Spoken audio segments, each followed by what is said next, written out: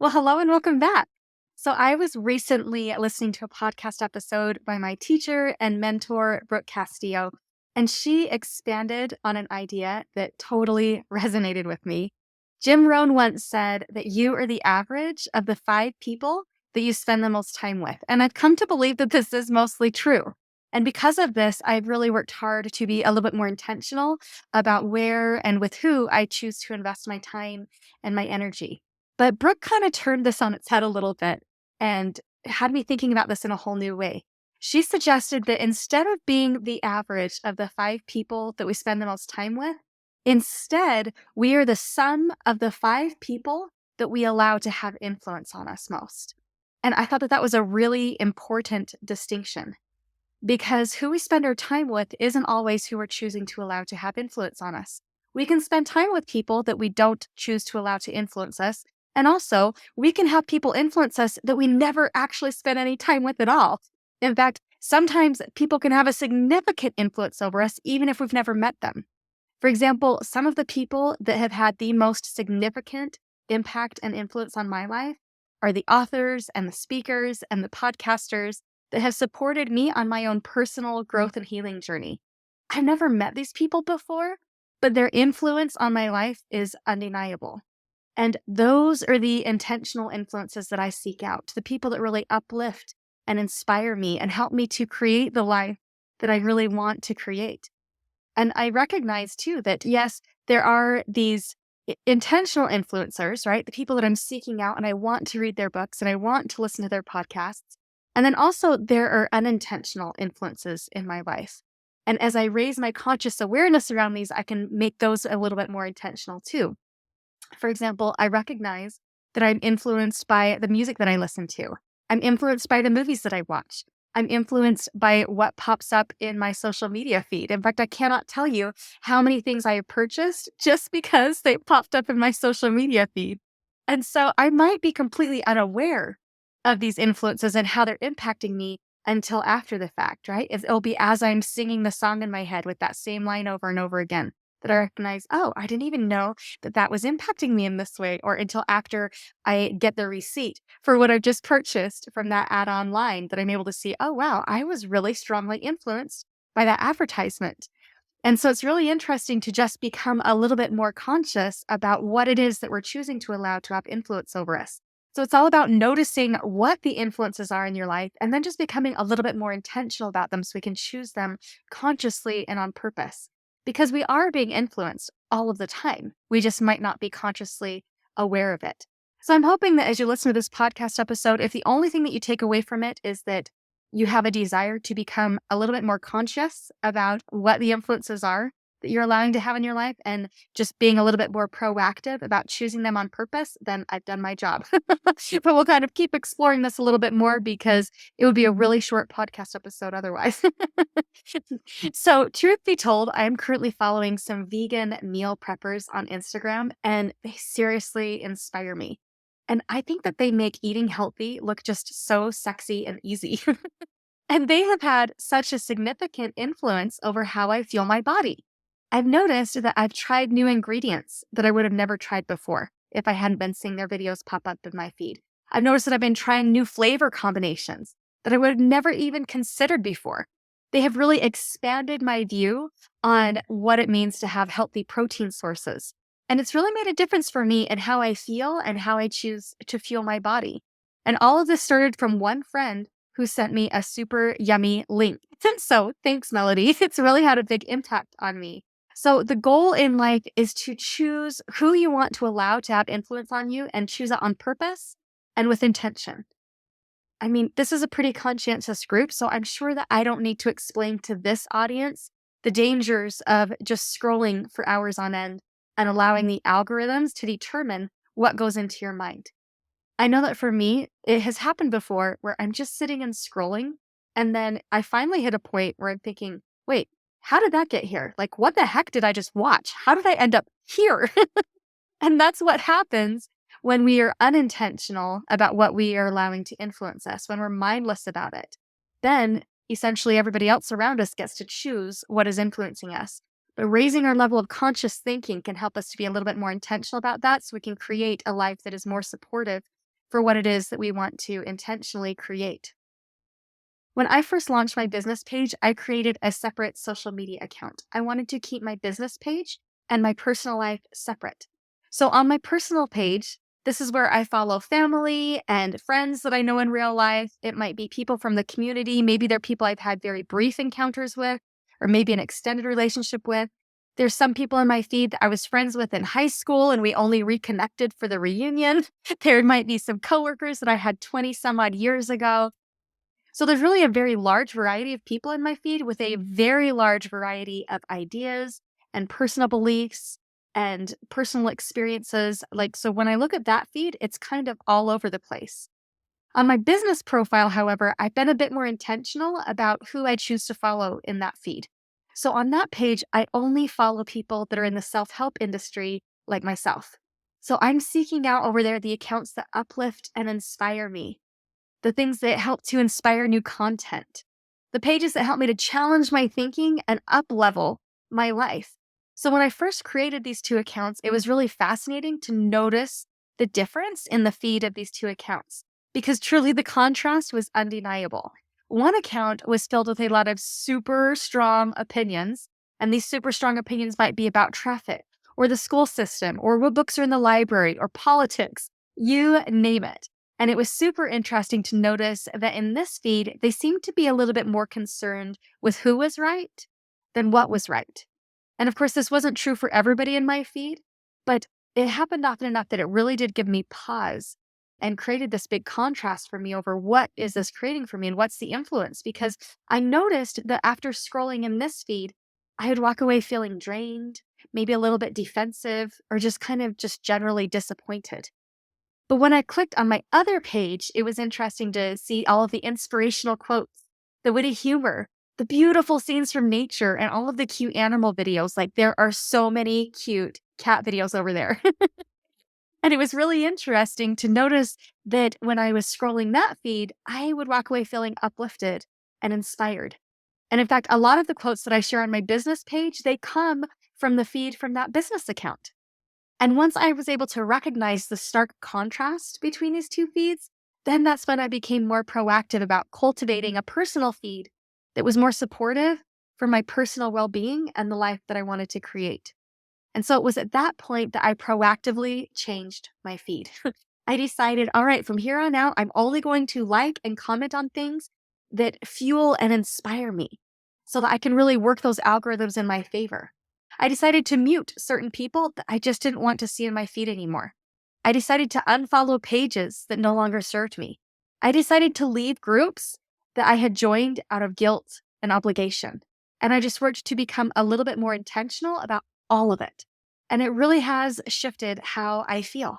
And I love it. And of course, this happened years ago. And I would love to say that it was a one and done thing, but it's not. Living an intentional life is a process. And every single day, we get to choose, be it on purpose or subconsciously, what it is that we're going to choose to allow to have influence on us.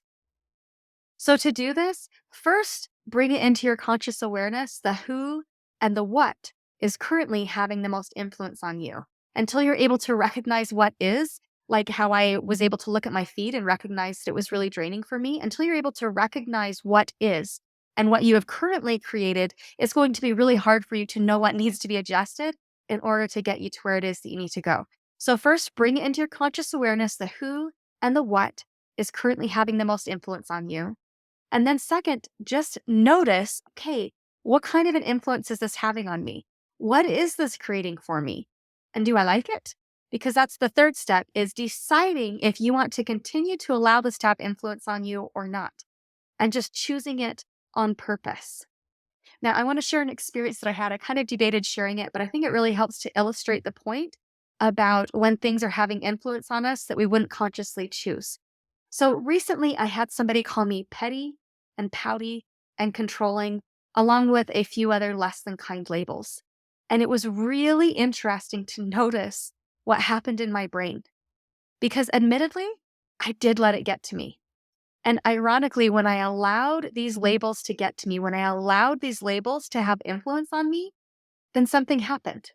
I noticed that I became those things that they were accusing me of.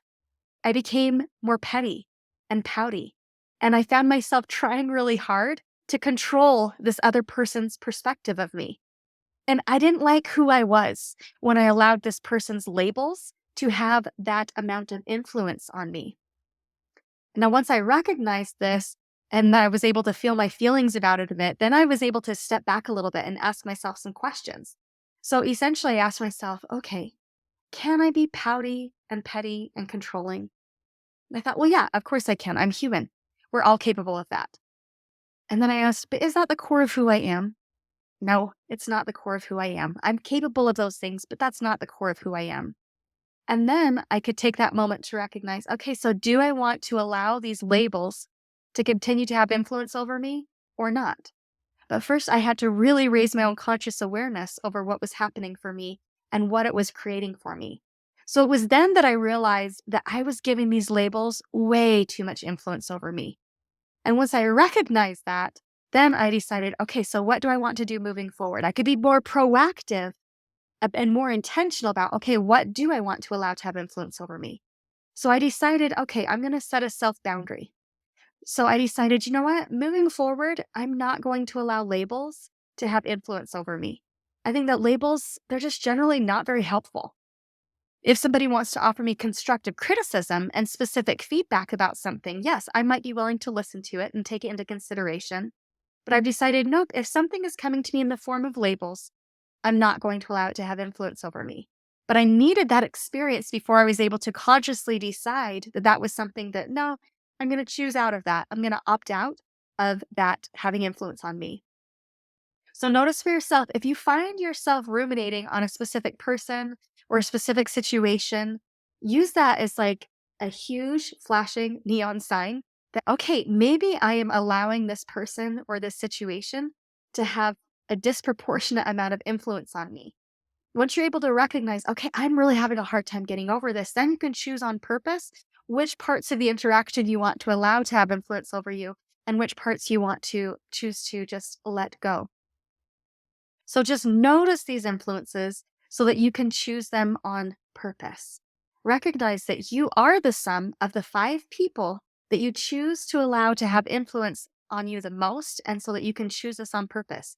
So essentially, like me, you can have a choice in that moment to be pouty and petty and controlling, or you can choose, you know what, I'm not going to allow that to influence me. I recognize that those are the things I become. When I allow that to have influence on me, I'm going to choose something different. I'm going to choose something more supportive for me. I'm going to choose to let that go and to show up as my whole self, as my best self.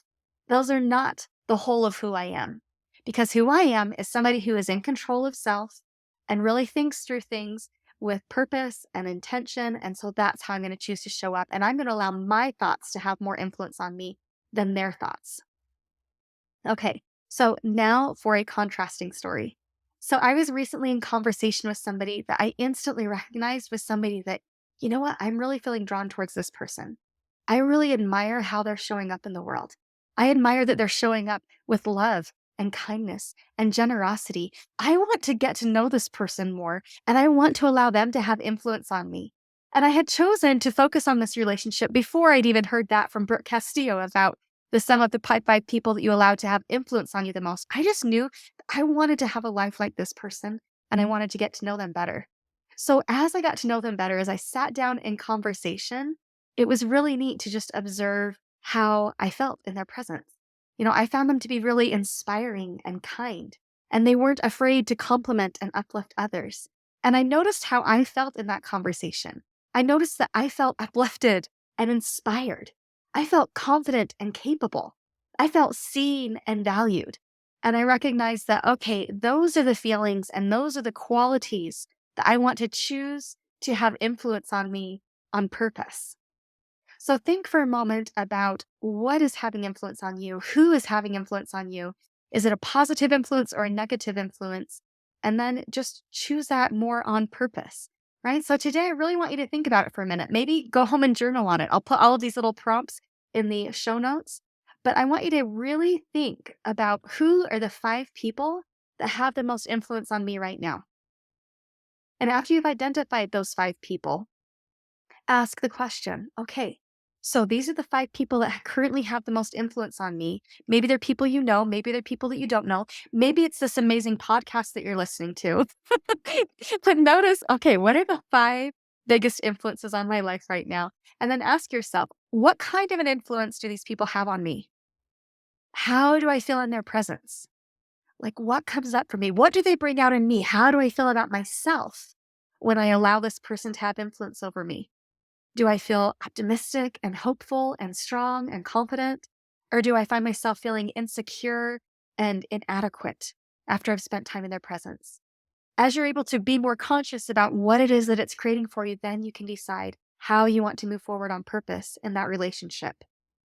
Another thing that can be really helpful when you're deciding, okay, who is having the most influence on me and what is it creating for me, is asking yourself the question, okay, if I had to sum up this individual in 3 qualities or characteristics, what would those qualities be? And just notice that. Notice how you are describing this person. Because sometimes we might not even be aware of the impact they're having on us, but we do know and understand how we perceive that person. So just recognizing, okay, these are the 3 qualities that I associate with this person. Then you can ask yourself, okay, so how do those qualities influence me in my life? You are the sum of the 5 people that you allow to have influence on you. So make it count, do it consciously and on purpose. Recognize what it is that that's creating for you so that you can be more consciously aware of what it is that you are creating for yourself. These things are having influence on you. Whether you're consciously aware of it or not, these things are having influence on you. So just kind of dial it up a little bit, your own conscious awareness over what it is that you're choosing to allow to have influence on you. Be more mindful and less mindless as you're scrolling in your social media. Be more intentional about creating a feed that is more supportive for you. And hey, if you would like help up-leveling your life this year, or maybe you're recognizing that there are some people in your life that are having an influence on you and you don't know how to navigate it, you don't know how to up-level the relationship, you don't know how to set boundaries so that you can stand in your power. If you find yourself feeling pouty and petty and controlling and you want to feel empowered and calm and confident and capable, come and work with me. There are several people that have been reaching out that are wanting coaching for Christmas. And if you feel like this would be something supportive for you, with the new year, come and work with me. I would love to work with you. You can click the link in the show notes to come and work with me, and I will talk to you soon. All right, so here's to a intentional week. I'll talk to you soon. Have a great week. Bye now.